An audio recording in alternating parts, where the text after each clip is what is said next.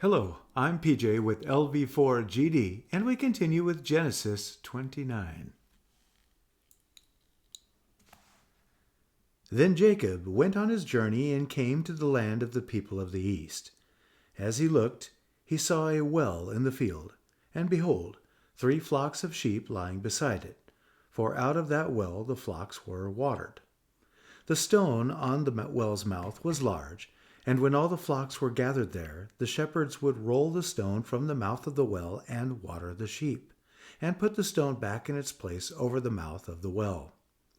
Jacob said to them, "My brothers, where do you come from?" They said, "We are from Haran." He said to them, "Do you know Laban, the son of Nahor?" They said, "We know him." He said to them, "Is it well with him?" They said, "It is well. And see, Rachel his daughter is coming with the sheep." He said, "Behold, it is still high day. It is not time for the livestock to be gathered together. Water the sheep and go, pasture them." But they said, "We cannot until all the flocks are gathered together and the stone is rolled from the mouth of the well. Then we water the sheep." While he was still speaking with them, Rachel came with her father's sheep, for she was a shepherdess. Now as soon as Jacob saw Rachel, the daughter of Laban, his mother's brother, and the sheep of Laban, his mother's brother, Jacob came near and rolled the stone from the well's mouth and watered the flock of Laban, his mother's brother. Then Jacob kissed Rachel and wept aloud. And Jacob told Rachel that he was her father's kinsman, and that he was Rebekah's son, and she ran and told her father. As soon as Laban heard the news about Jacob, his sister's son, he ran to meet him and embraced him and kissed him and brought him to his house. Jacob told Laban all these things, and Laban said to him, "Surely you are my bone and my flesh." And he stayed with him a month. Then Laban said to Jacob, "Because you are my kinsman, should you therefore serve me for nothing? Tell me, what shall your wages be?" Now Laban had 2 daughters. The name of the older was Leah, and the name of the younger was Rachel. Leah's eyes were weak, but Rachel was beautiful in form and appearance. Jacob loved Rachel, and he said, "I will serve you 7 years for the younger daughter Rachel." Laban said, "It is better that I give her to you than I should give her to any other man. Stay with me."